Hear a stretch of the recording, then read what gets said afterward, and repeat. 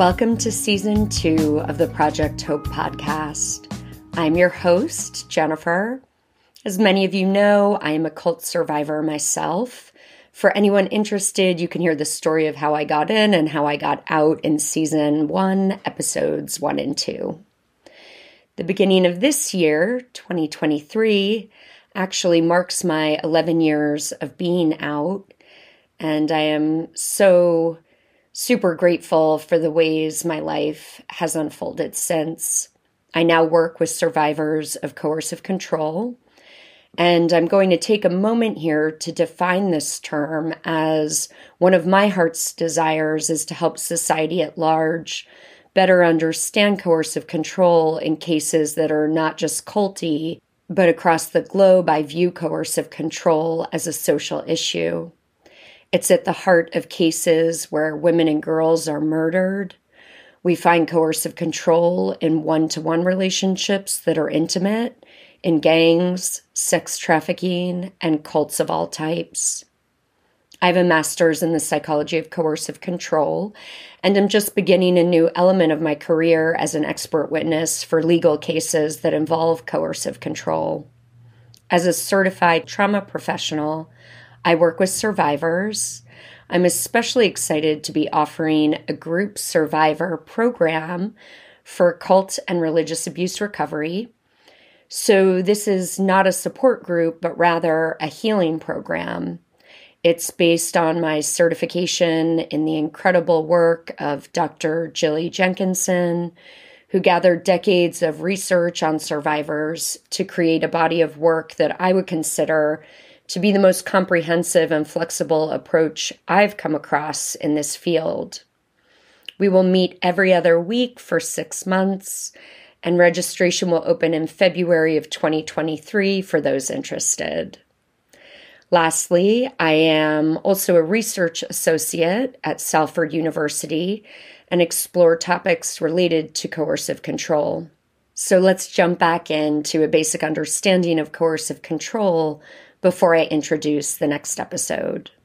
Coercive control is a strategic pattern of behavior designed to exploit, control, create dependency, and dominate. The victim's everyday existence is micromanaged, and their space for action, as well as potential as a human being, is limited and controlled by the abuser. Initially, the victim may be drawn into the relationship with love bombing and charm. Then gaslighting, isolation, economic control, and financial abuse can take place alongside rules and regulations that are gradually introduced over time and change at the whim of the abuser. The victim knows there are consequences if rules are broken, and they apply to the victim rather than the perpetrator, creating a double standard. Over time, coercively controlling behavior erodes the victim's sense of self, their confidence, self-esteem, agency, and autonomy. The abuser creates an unreal world of contradiction, confusion, and fear. It may be helpful to know that 51% of victims do not even know that they are being abused, manipulated, and controlled.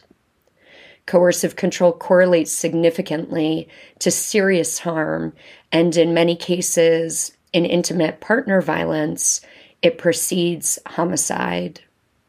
These can be difficult topics to grapple with, so I truly hope that this podcast helps to protect you and those you love with helpful voices and information.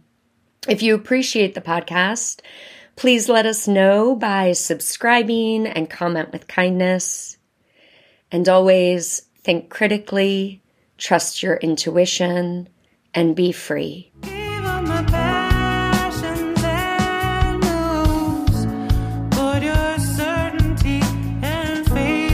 Welcome back to this part 2 of a 2-part episode with Jaia Suri.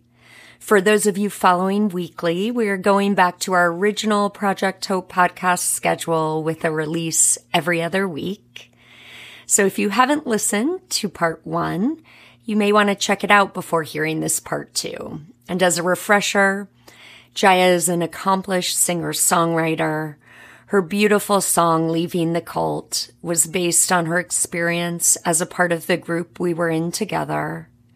You will even hear Jaia comment about a line in the song that has a double entendre, as she calls out a feature of our ex-cult leader with a flavor of putting back on him what he did to us. Jaia has gifted the podcast with these soaring and haunting lyrics. Please support her on Patreon and access all of her music on Spotify at Jaia Suri.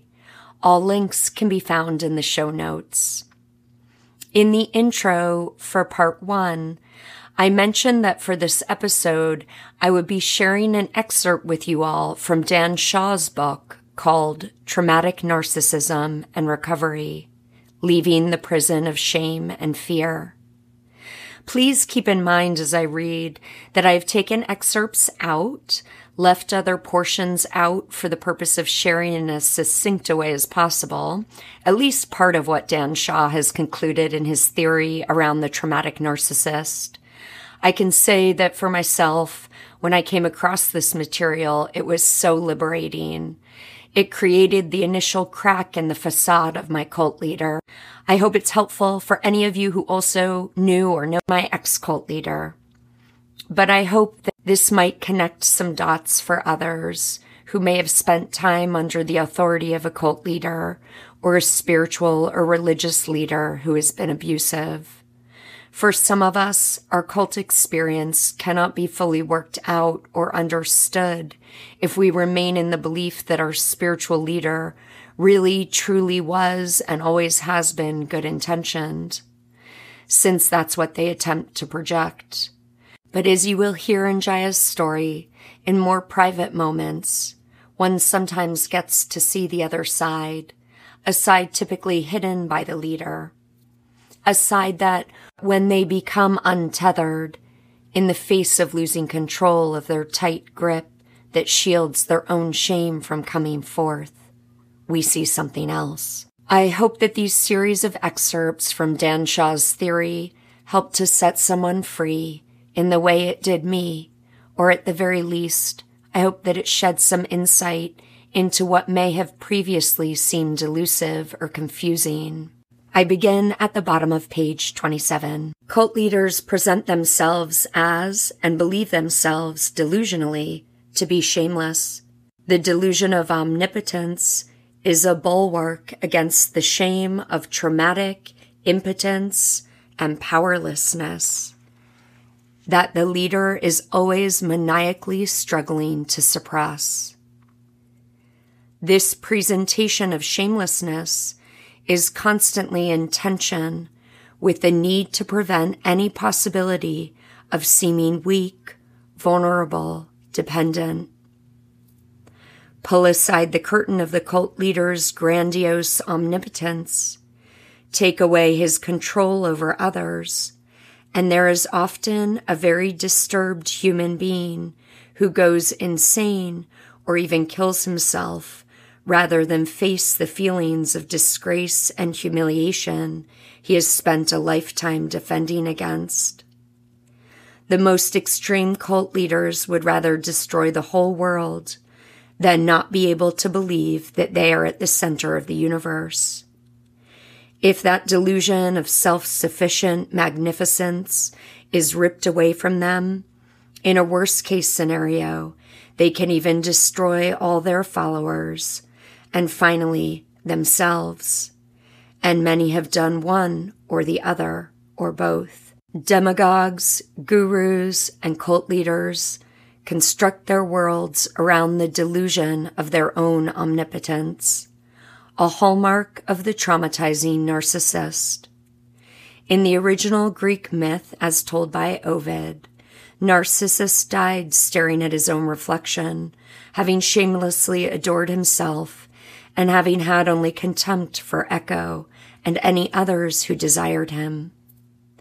The self-inflation of the narcissist, his delusion of omnipotence, allows him to disavow any needs of others as he relentlessly contrives to have control of others. His delusion eventually leads him to outright madness and self-destruction.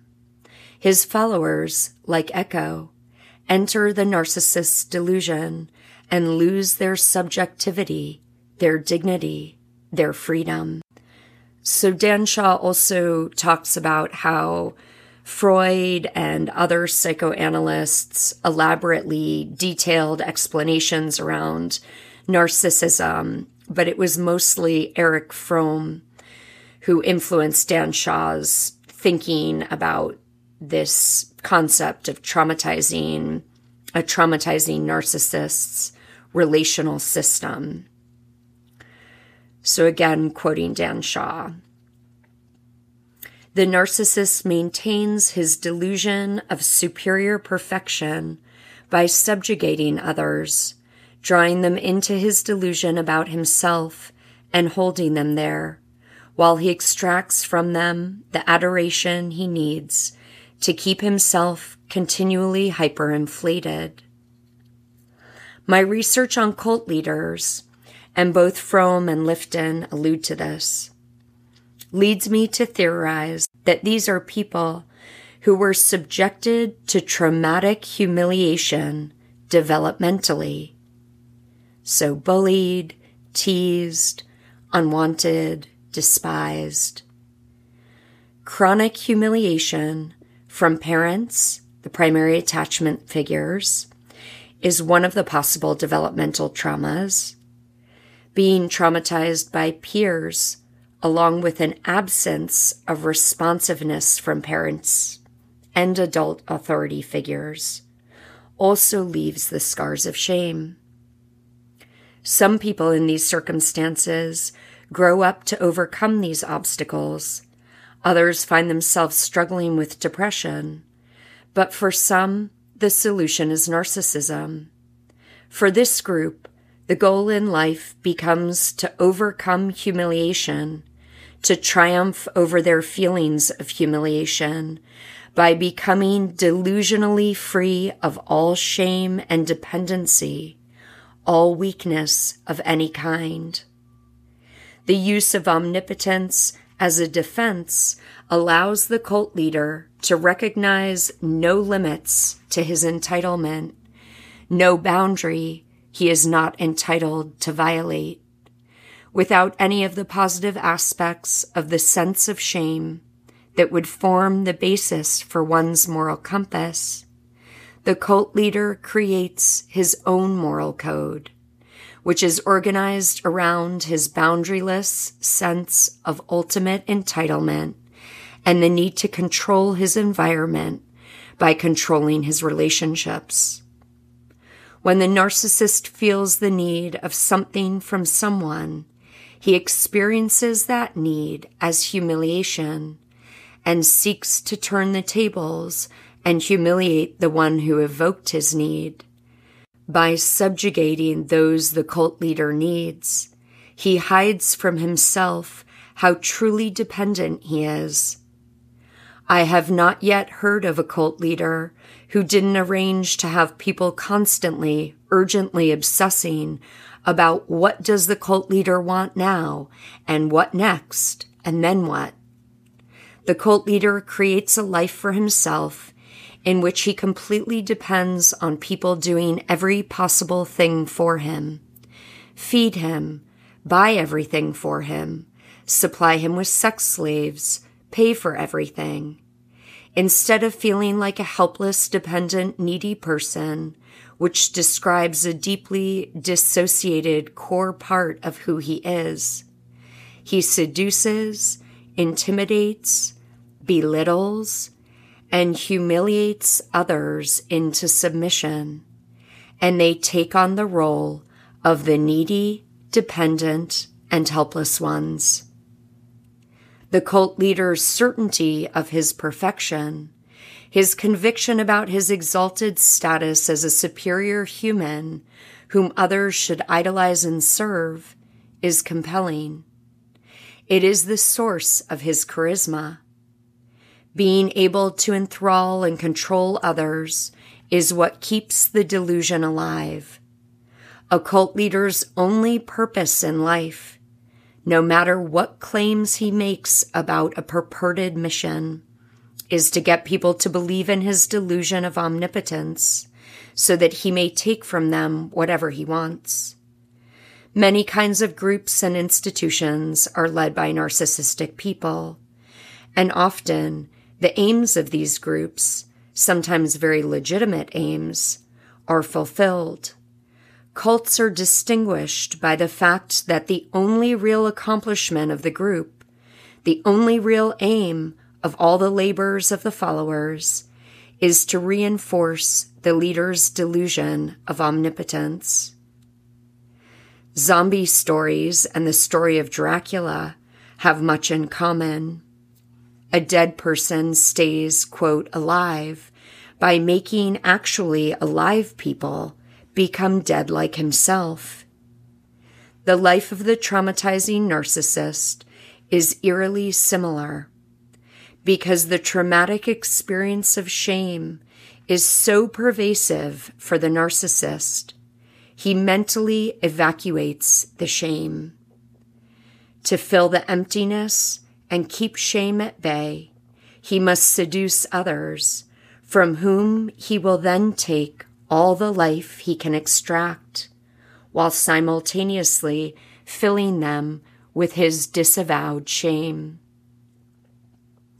The follower, now filled with shame, tries to purify himself by seeking absolution through subjugation to the leader, and the symbiosis is complete. So I hope this is helpful, and I hope perhaps it changes your listening ears a little as you are invited into this discussion between Jaia and I.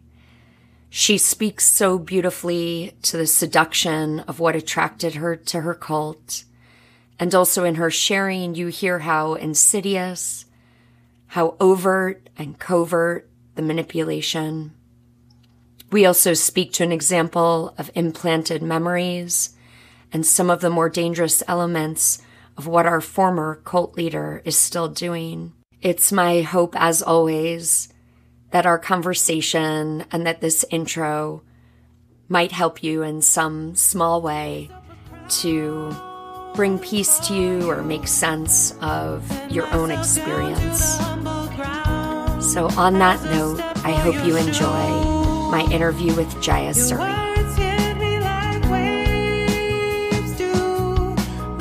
Life in the novice program was a mix, and it really gave me that village, though, that I was longing for, that I think we're all longing for, that the community and the belonging, and also the growing. Like I really felt like I was spiritually growing. So those needs were really met in those years.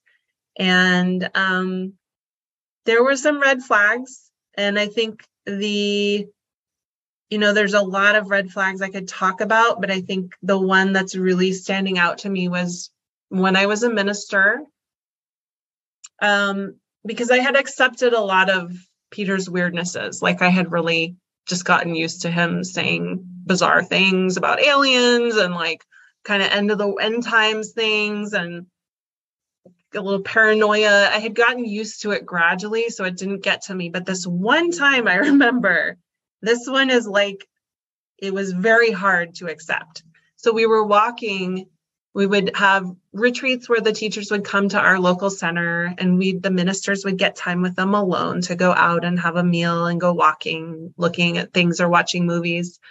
And we were walking once, me and another minister, we were walking slightly behind Peter.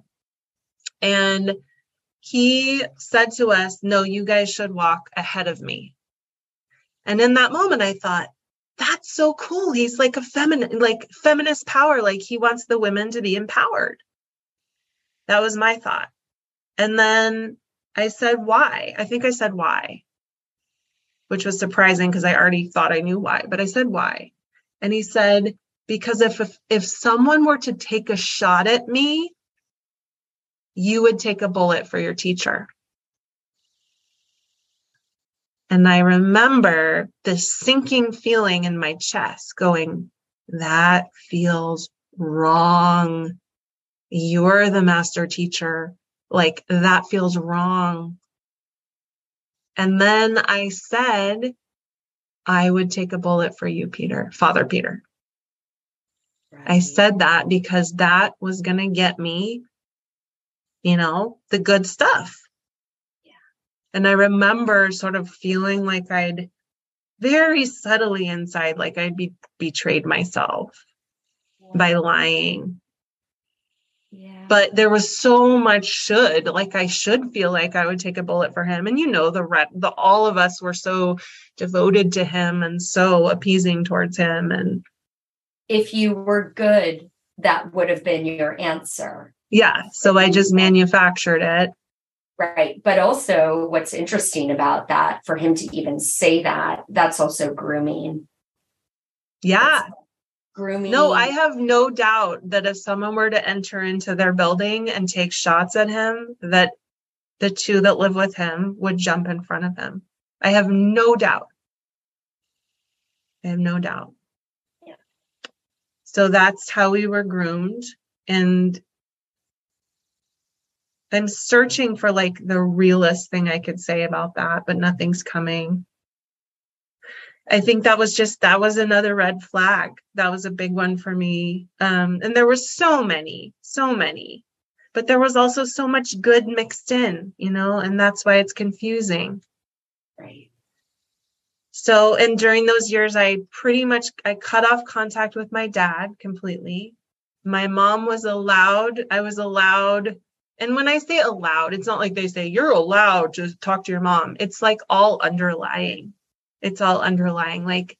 We don't really need our biological family because we have this spiritual family that's so much more evolved. And if you're going to your parents for something, you're going for the nipple. I remember Peter would say that, you're reaching for the nipple, right?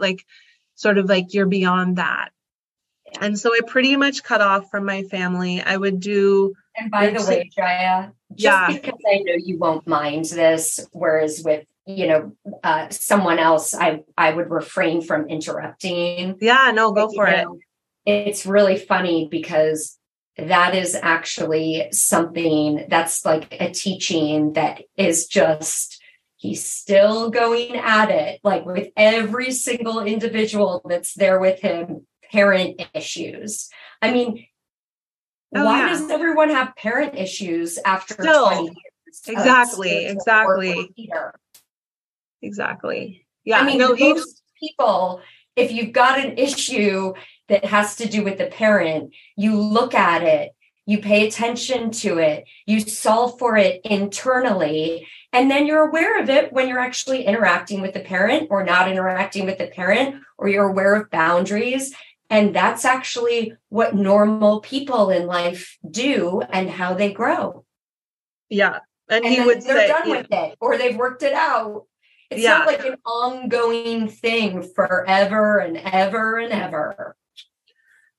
Yeah. And I think, honestly, cutting off from your parents is an easier way to bypass that issue than actually being in relationship with them on a daily basis. You're going to have to work through more stuff.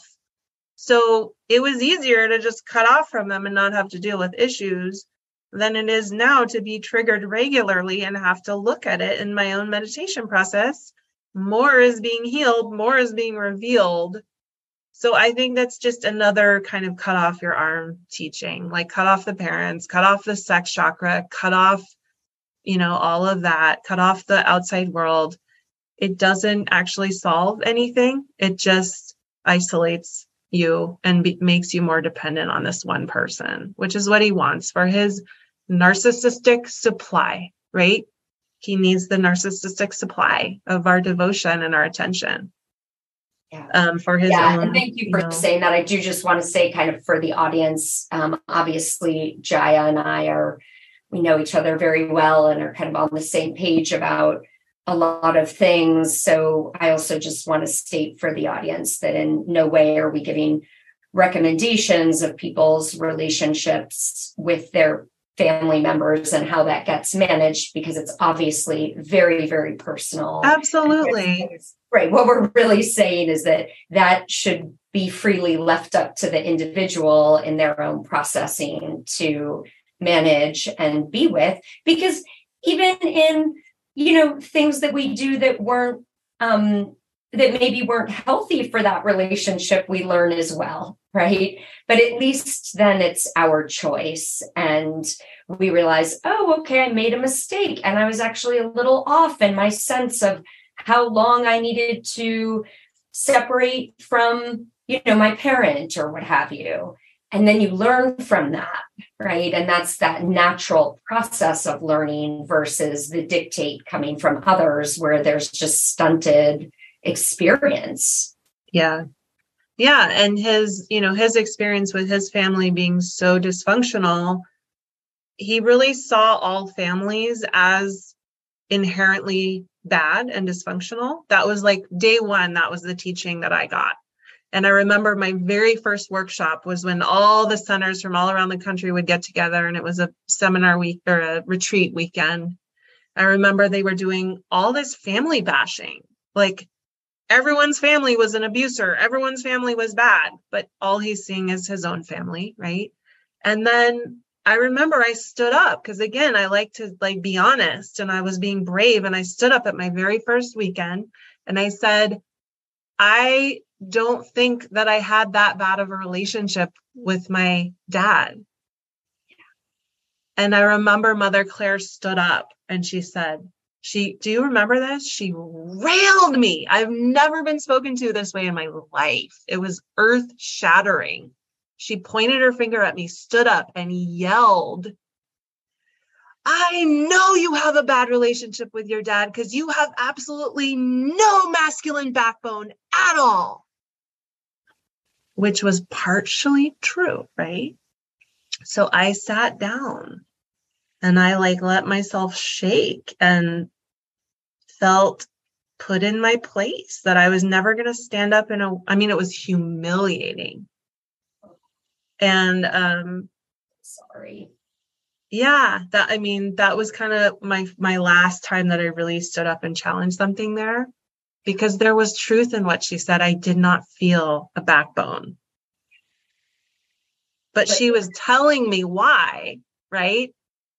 She was telling me why, which wasn't entirely true. And it wasn't what's the word I'm looking for? There's, like we were talking about earlier, when a teacher just tells you your issue is your dad, right? You can sort of know it's true. You can kind of take it on, you can try it on, but that it doesn't entirely do anything except give you a mental idea. But when you actually have someone who's curious and saying okay, what does it feel like to not have a backbone? Where do you feel that in your body? What does that feel like? Let's explore it. And you come to that on your own. That's where the transformation is. Yeah. And that's where the self-realization comes from. Not Peter realization or Claire realization, but self-realization, which is what they were selling. They were selling that. Yeah. That's right. And, also, Jaia, when I hear that, and I think this is the mistake that I would like to point out and harbor on for a moment, because I think it's absolutely one of the most dangerous elements that's currently happening, which is that thing where, she was maybe naming something that had truth, right? Where you knew that you didn't feel your backbone. But then what they did was they claimed to have the knowing and the reasoning of why. And in doing that, not only are they planting suggestions in somebody's consciousness, but a lot of times what I've now seen in retrospect, even working with some people who have gotten out or in friendships, is that people actually took on what the teachers told them as what was wrong. Yes. Without actually evaluating it. Yes. Because, of course, within the group you couldn't. But literally, realizing that so much of what they spent years and years and years working on and being shamed about was not actually real. That whatever that, so it's like, for example, if I make this up and use your backbone example, it's like, you may sense that you don't have a backbone, but maybe it's not just about dad. Yeah. Right? Maybe it's about other things. And you're going to miss that information if you don't get it on your own, right? Or you're going to go down the wrong rabbit hole, which I think is a lot of the work that's being done now, where people are just spinning their wheels going down this rabbit hole that he's directed them toward. And so they're not healing, or they're not finding things, or they're not growing. And it creates shame, because that thing that's not an issue is not being changed because it's not an issue. Yeah. But then they're taking on shame around it because they imagine that what he said is true. And whose shame is that? Again, whose shame is that? Right. That's right. And then the other element that I really want to point out that you actually touched on earlier, Jaia, and I want to get specific about this, but there have literally been teachings that he has given people that have actually done what I would call memory implantation, right? So what he actually, has done with some people, and this is where, for me, it gets very, very serious. Already, right? If it's an issue, it's already serious because that's something internally that an individual is dealing with, right? So even if you're thinking, oh, it's a dad issue, still you're culling your insides to figure that out, and it's shifting your perspective about that relationship. So I want to honor the damage there. But there is a different level of damage when you tell somebody that they were sexually abused. Yes. And you encourage them to try that on, to meditate on it, to feel into their system, to get to that place. And I've literally received anecdotes from people who have actually spoken up and said, no, I don't feel that my father harmed me in any way physically. And that individual then said, but because my teacher said I will believe that. Yeah. So I had a personal experience actually with a sister who shared that same thing. Yeah, he was, again, projecting his own sexual childhood abuse onto everyone and then wrecking families. And that is something that really haunts me. That's something that I actually lie in bed and awake and think about, is because one of my dear friends who's still in the group, she had a large developed jaw, and he would latch onto that and say that was because her father sexually abused her as a child. And I remember her telling me, I don't actually remember it, but he's telling me it happened. So I'm going to write my family a letter and cut off contact from them. And can you imagine what happened to that family? I think about them and I'm like, oh my God, just graces, just pour graces on that family. Yeah. Because of a freaking developed jaw, which could be many things. You can have misalignment of teeth and chomp on them at night because it's poking at you and feeling funny. You can have a little anxiety, and you can, for many reasons, even just different personalities are susceptible to anxiety, right?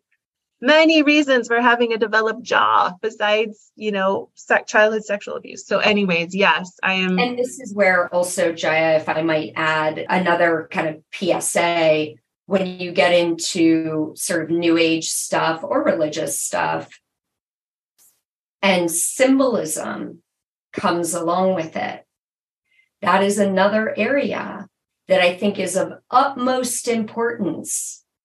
That if you're working with symbols, that they mean something to you, that they're personal to you, and that you don't let anybody else interpret that stuff, because it'll mean something else to them. To them, yeah. And symbols are symbols. They are, this is where I have to say, I think, again, talking about grooming reference, I came in as a midwife within the midwifery community. There was this big respect for Louise. Louise, hey. Louise, thank you.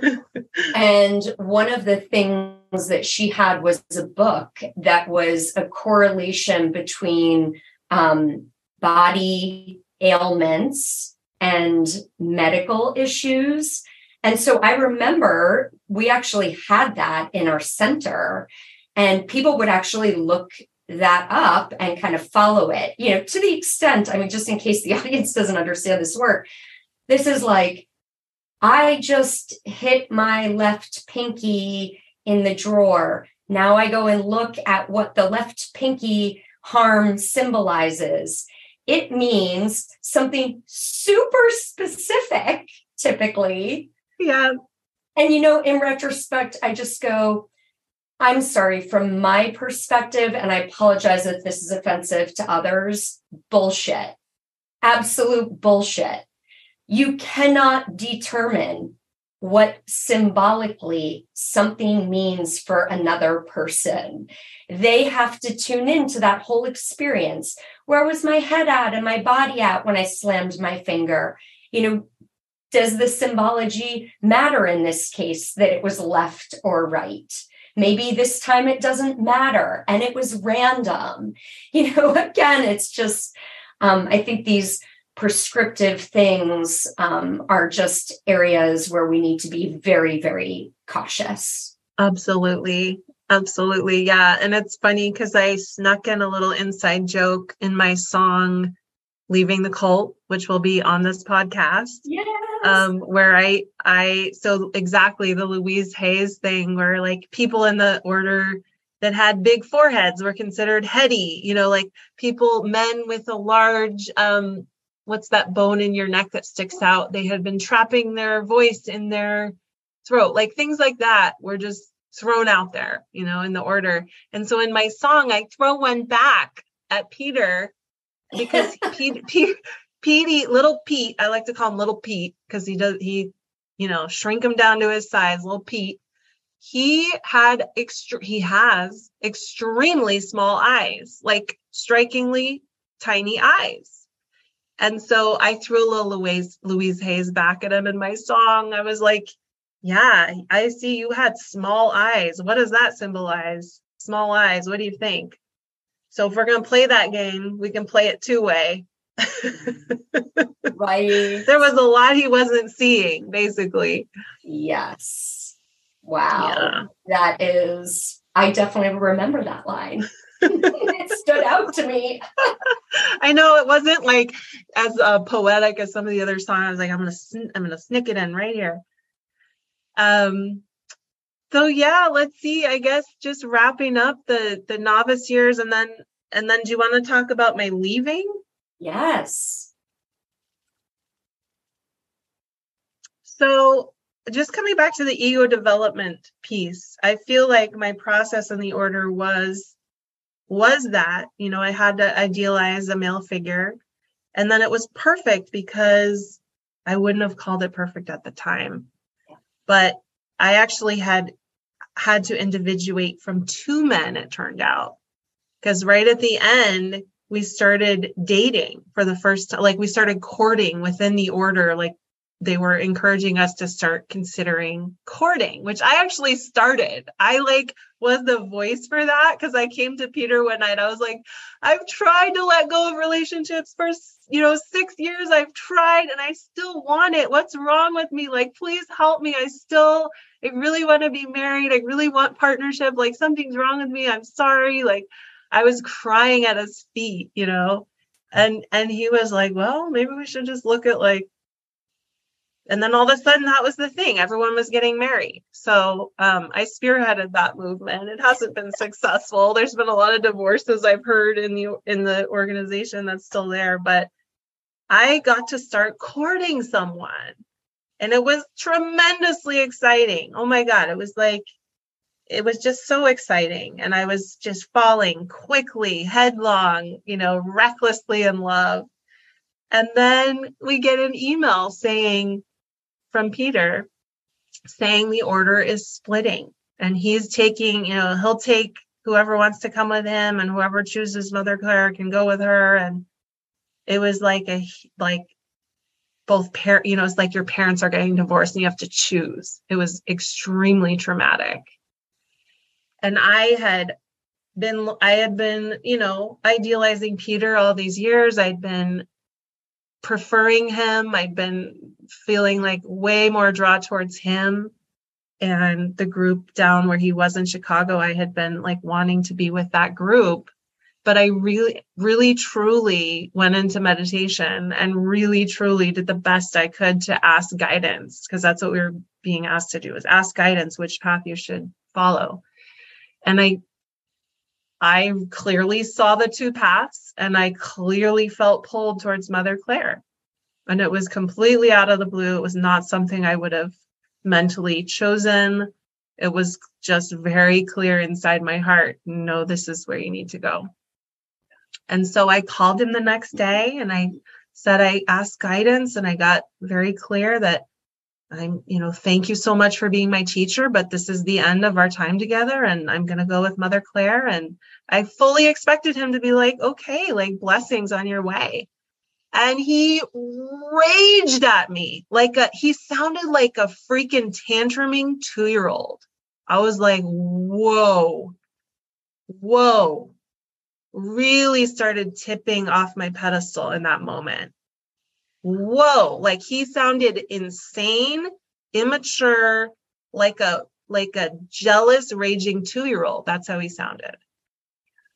And in this process, me and the man I was courting, we had decided earlier to go into meditation separately, get clear on our guidance before we told each other, because we knew it was going to mean, if we chose different paths, the end of our relationship. We knew that. So we were trying to be super high integrity about it, and, really clean about it, and not let our relationship ties pull each other off our true guidance from God. And then in that conversation with Peter, where he was being a 2-year-old, he told me that this man had chosen him to try to manipulate me to follow him. And it was so funny to me, because it's funny now. In the moment, it was everything in me was screaming with trauma. But it's funny now because so much through the years, my teaching was about you shouldn't need the man. You shouldn't need relationships. You should stand on your own, grow a backbone, all this stuff. It's always about the man. You always want the man. You're going to go for daddy, all this stuff. And here I was saying, God is giving me this guidance to not only leave you, but now I know to leave the man that I am falling in love with. And I'm going to stand in my guidance. I had to stand in that, in the face of him screaming at me. And it went on for days, because I kept remeditating. I was like, maybe I didn't do it right. I'm going to now that I know my beloved man is going, maybe I can try to meditate again and negotiate something. No, every time when I got to that still deep place, the guidance was the same. Go with Mother Claire. And it was like a sweet, warm light, I remember. And so then I would call him again and I'd say, this is what I got. Screaming at me. I remember he was screamed so loud you could hear him in the halls of my work when I'd call him at my lunch break. And I would be shaking when I got off the phone. He would scream, you're missing out on the best thing you'll ever have. This boat is leaving. This train is leaving, and we're all going to leave you behind. It was like he was crazy. I could fully see his insanity. And so in a way, it was really reassuring, actually, because I was like, okay, that's a crazy man. That is not the voice of love or wisdom. So in a way, it made it easier for me to make this major life decision that would affect everything in my life. And I remember talking to Mother Claire, and the voice was very different. She was like, you know what? She was like, you're in a pickle. I remember she said that, you're in a real pickle. I was like, oh, I am in a pickle. Like, it was just so sweet to hear her say you're in a pickle, because like she knew I was falling in love, and she knew that I was gonna have to walk away. And I just remember her not pressuring me, not saying anything. She just said, you know what? It was out of the blue. I didn't know it was coming either. I have no idea what's going on with him. So she's like, I'm as shocked as you are. He didn't tell me he was splitting the order. Oh, wow. He didn't tell her anything. They had been fighting, as you can hear more from Mari's story on the podcast, season 1. So yeah, I was in a pickle. I was in a big, big pickle. But it was getting clearer and clearer by the day that it felt like this warm, loving gentleness was calling me out. And I just remember this was really where I felt like I left the cult, because after that, after going with Mother Claire, we all reignited with our families. There was a lot of reparation work that was done. We all started taking nonviolent communication courses. Mother Claire was apologizing and owning up to things. She reunited with her family. She tolerated a lot of us questioning things and bringing things up, and spent hours working through stuff with us. So in a way, it was the most gentle. What was that? Which she should. Yes, you know, and I what I would expect. Exactly. And she was not anywhere near perfect. She still has her things, but I felt like it was a very gentle, as gentle as it could be, coming out of that, both the heartbreak of leaving the relationship and the major disillusionment with Peter. And then, you know, like I was saying initially, like as ego develops, it needs the disillusionment to happen to some degree to start forming this autonomy, this strong, healthy ego that can then support the unfolding of the soul. So I feel like that's what started happening for me. And I remember, this is kind of fun, just like, I feel, when I look back, I feel the perfection and the holding and the love of God. And I feel like I really want to say that this is one of my messages for the family members of people who are still in groups like this, that even though it can look really bad and it can just look, you know, it's heartbreaking, your family member isn't talking to you, I truly believe from my own experience that we are so held in this bigger love. And that's how I feel looking back on what unfolded from that point was like miraculous, because I had always had a very deep longing for partnership and children. I was 34 when the order split, or 33. I had been fully indoctrinated that I couldn't marry anyone except for a priest like I was, or I was a deacon at the time, I was a minister. And there were only 3 men who chose Mother Claire, and the rest of the men, all the eligible dudes, went with Peter. So that was like, it felt like my whole chances of this dream that I really had were done. And I remember I sat at my altar in my room like a few weeks after the whole thing, everything was falling down around me. And I just remember just like feeling that heartbreak in my heart and I remember saying like, okay, maybe I'm not meant to be with anyone. Like maybe I'm not meant to have children. Okay. Like I surrender. And I remember this was actually months after the split. I remember I have never heard in guidance a voice before, but this was like a clear voice. Yeah. And it said, you could be with Reverend Timothy. Just like that. Like this lighthearted little, I was so despondent, and this lighthearted little voice just like, you could be with Reverend Timothy. Oh. And I was like, oh my God, like he was literally the only single man in our whole group. And I had never thought of him like that. Yeah. And then I am now married to him with 2 children. And I swear to you, if I scoured the earth for a more perfect partner, I could not have found one. I could not have found a better partner. And so I just feel like, oh my God, the beauty of how it all unfolded was, and I know that's not everyone's story. I think we're all so unique and it looks different for everyone and different things are required of each of us. But for me, my little sweet romance story with God is like, for me, a source of great trust in the basic goodness of our holding, that God is holding us and is in us and one with us. And so I hope that's comforting, because I've talked to one of the parents of, I've talked to family members of people that are still in the group, and it looks bad, from the outside, it looks really bad, but I have to believe that it's not unique to me, that holding was perfect, and that the lessons I learned from the whole experience were perfect. Like for me, I have a freaking backbone. Like I stood up to a cult leader. I stood up to screaming. I stood up to everyone questioning my guidance. I had calls from people from his group for weeks saying like, oh, I thought it was going really well with you and this guy, and we're doing all this amazing stuff. And I had to keep coming back to my guidance. And I am so grateful. I'm just so grateful. So I feel like I really learned to stand in my knowing, and I will never look for that outside again. I just never will. Yeah.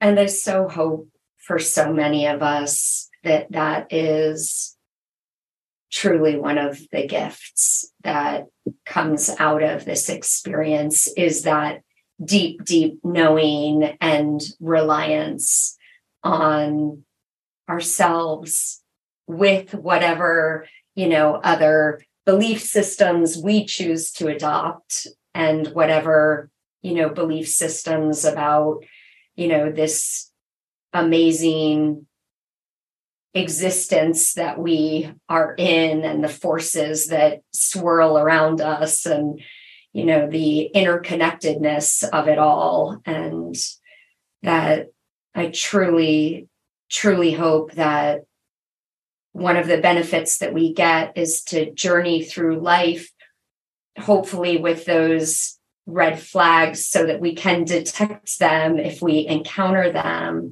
and that we're protected in that way. And hopefully that allows each one also to really explore.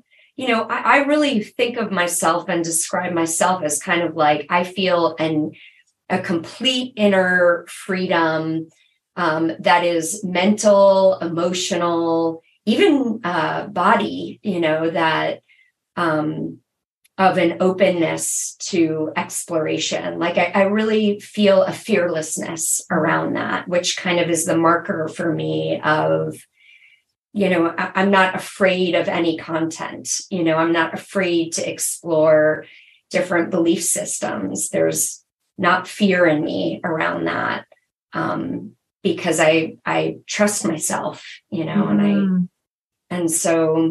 and that doesn't mean that I'm not cautious or that I'm not aware. I mean, really, I can say from this experience, and also from my Salford education in coercive control, it changed the entire way that I think and perceive in terms of kind of critical thinking. But that has resulted in a real freedom, not a constraint. It doesn't close my mind off. It opens my mind, Yeah, that's so beautiful. I'm so glad. And I'm just feeling a lot of love for our sisters and brothers who are in these groups, that I know and trust their path. And when the time is right, if they need someone, we'll be there. We'll be there with open hearts and open arms, and to receive them and help them, however we can. Yeah. And I think, it's such a funny thing, this fine line between us who are considered so outside the group and other, and maybe even against, right? Which is not at all how I feel, actually. And so it's such an odd position to be in, and kind of this fine line where we've stepped outside of that experience, have sorted through kind of what transpired for us, what was healthy, what was unhealthy, what we've wanted to incorporate into our current beings, and what we have wanted to reject. And I think in that, in that sorting process, again, there's, tremendous discovery that happens. And unfortunately, there just is a part of me that really hates that in some ways it sets us up in this like culty dynamic, right? Like, well, we know something that you don't know, and I know that from the inside, that's the perception, right? That here we are now kind of doing to them what we accuse them of, which is, some hierarchical, answers to everything. And so, I don't know how much one can kind of hear through that, but I would hope, I guess that's what I can say, just put words around it, that I hope that is not what's heard and received. I hope that really what's heard and received is, yes, some of the conclusions we've come to through sorting through stuff, but really that we know you and love you who are in these experiences. I mean, I never, ever lose sight of having been just where all the people are that are in these dynamics. And I know we can't see out of it really when we're in it. It's our own personal, internal things that we face that need to break to awaken things. And it just is so personal. But there is that hope that it just is true that almost everybody at some point leaves their cult. That is what the stats show. Yeah. Yeah. So to echo, what you said, Jaia, that I really hope that those people who are with him do know that our hearts are caring and tender and loving toward you, and that we can hold also the complexity, or I'll speak for myself, that I can hold the complexity of the tangled parts, of the parts that aren't certain, of the parts that, when we leave, there's so many things we're still questioning and sorting through and working out. And that's okay too, right? There doesn't have to be certainty, and you can hold on to whatever you want to hold on to, and we can be with you in that, in whatever way you want, like for real. If somebody wanted to contact me and just go, can you just be with me while I talk through all of this and not weigh in at all or not say anything, I would do that, Yeah. So, yeah, there's a lot of genuine love within these groups, and that's what's confusing, and it is complex. And there's genuine love towards the teachers too. And, that's complex. And I was thinking about whether I wanted to say anything directly to him at the end here, because, I've been told that they do kind of look at this kind of stuff. And it's interesting. It's coming out softer than I thought. I thought it would feel fiery, because I've had a lot of those conversations in my head where they've been fiery. And this actually feels gentle and soft. And I feel like if I can imagine his face in front of me, it's like empathy. And in this moment, for whatever reason, there's a genuine compassion.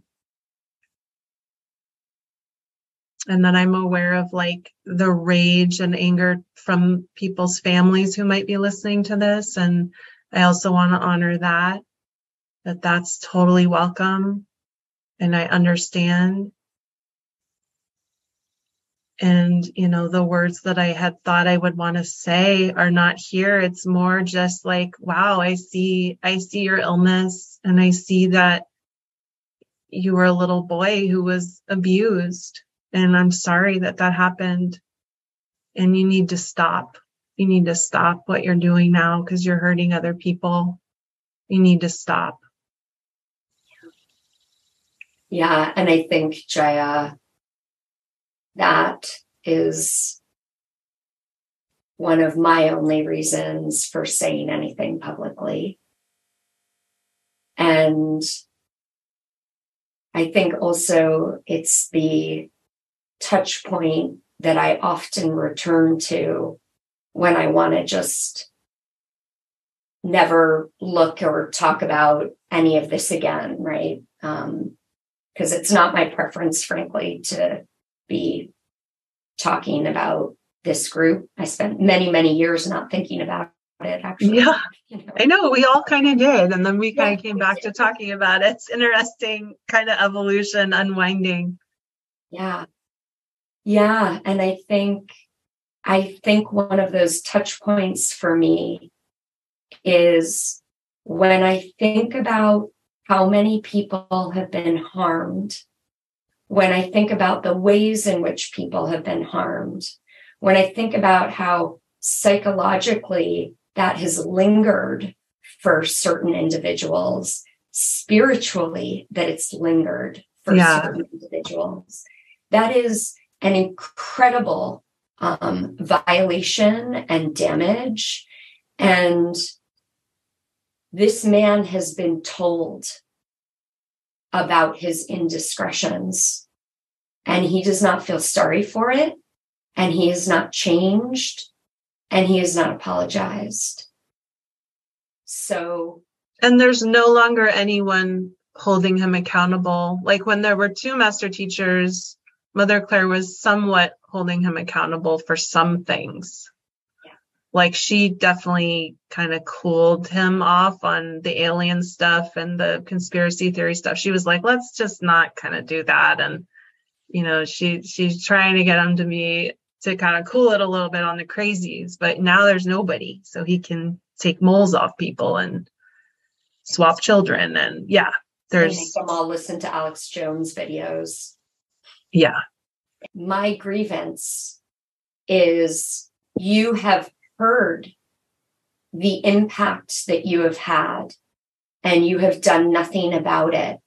You continue to do whatever you want to do, which is totally self-serving. And that is the touch point that I return to often, to just rest inside of myself, to go, this is not okay.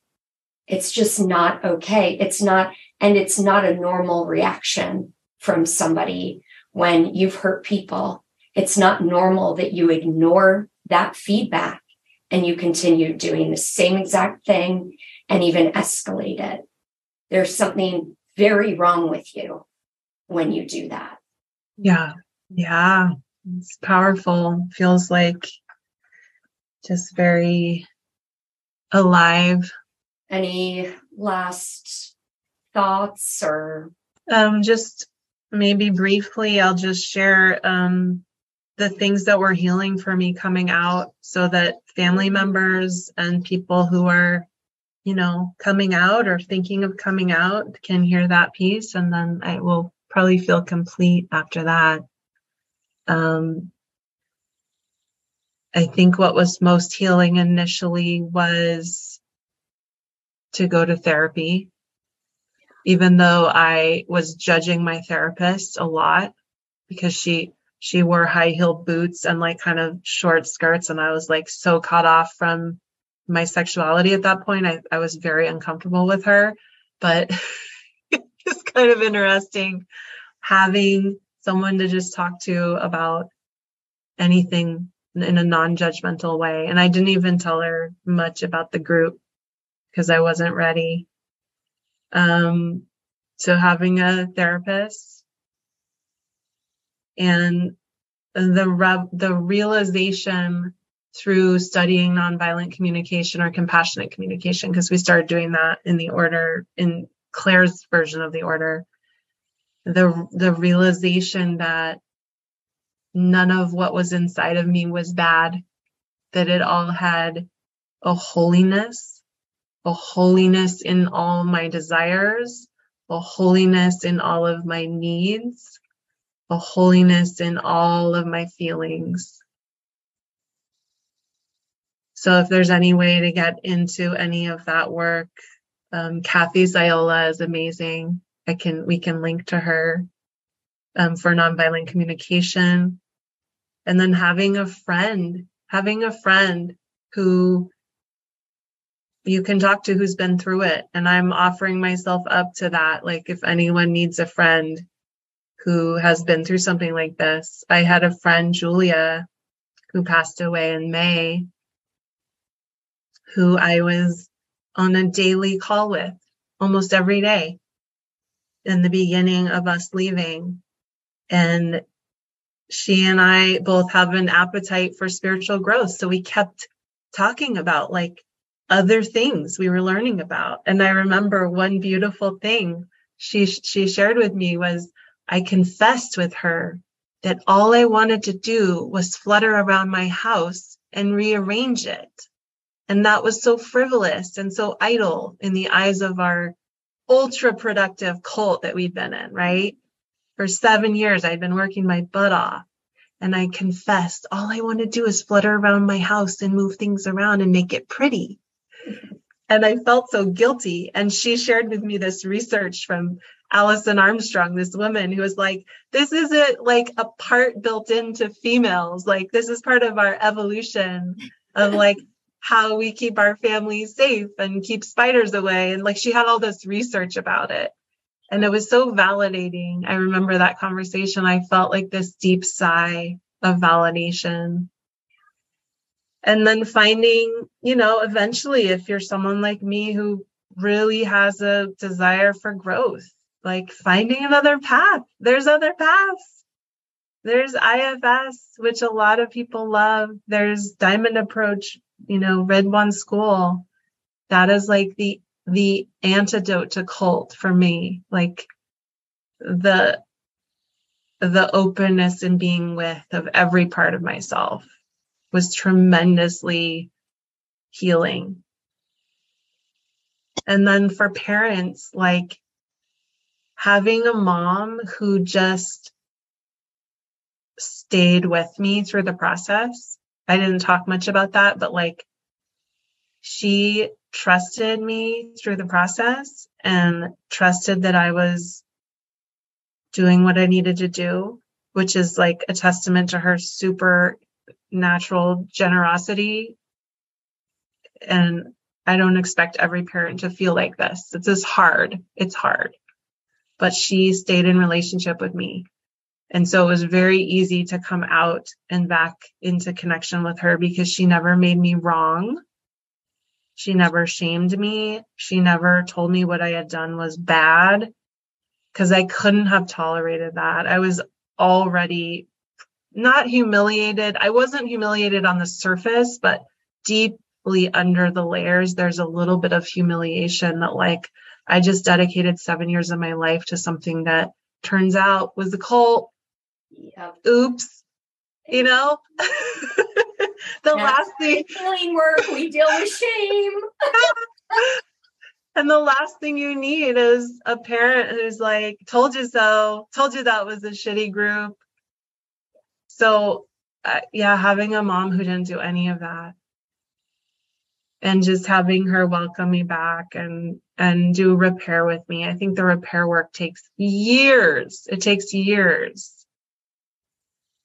So, I'm just really, my heart is with all of you families and really feeling you right now. Yeah, thank you, Jaia. your sentiments, I'm sure, will journey across the digital line. Thank you for them. It's really, as you know, and as I've said to you before, sometimes for me personally in this work, it's just been particularly comforting. And I guess really the word that comes is like caring, that I get to have some others, in this life experience with me. And it really has just been so comforting and grounding, and feels really loving for me to have you as a friend and a real somebody who I feel seen by, And I think to have somebody in that who's actually journeyed through this experience, that we were in it together, and then to have all these years out and to have the relationship that we have now is, it really is back to one of those gifts. That's kind of wonderful. Absolutely. I feel the same. I feel the gift and sort of the irony that, like, for those who are listening, you were my teacher. You were my spiritual teacher for the first year and a half of my work, which is a big year. That's a big year. And I have to tell him the nursing home Christmas singing story as a sort of lighthearted finish. I just remember so clearly we used to sing Christmas carols at nursing homes, and we got the giggles. Do you remember that? Like in the middle of one of the songs, you and I started cracking up, like almost peed my pants, kind of laughing in the middle of this song, because there was just something about that moment that was so funny. I think we sounded kind of flat or something happened. And I just was like practically on the floor laughing. And then I remember after we gained our composure and we got back to the center, I was like, Reverend Monica, because that's what we called you, Reverend Monica. I was like, I feel a little like, I felt like we were like friends in that moment. Like, is that bad? I was kind of like, I know we're not supposed to be on the same level, but I felt like we were like friends, and I really liked it. I remember saying that, and you were like, you said something like, it's okay as long as we can, we're teacher student, you kind of like, but it's so great to be able to laugh with you now and be friends and just not have the hierarchy in our relationship. It feels very fully full circle. It does. Yes. Well, I appreciate you, and thank you so much for being here. Yeah, thank you for having me, and thank you for creating this space for us to share our story and to hopefully be of service in some way to others. We so hope that you enjoyed this episode, and please stay tuned for part of Leaving the Cult, the season 2 song written by Jaia Suri, and for all things related to Jaia, her music, ways that you can support her, check out the show notes.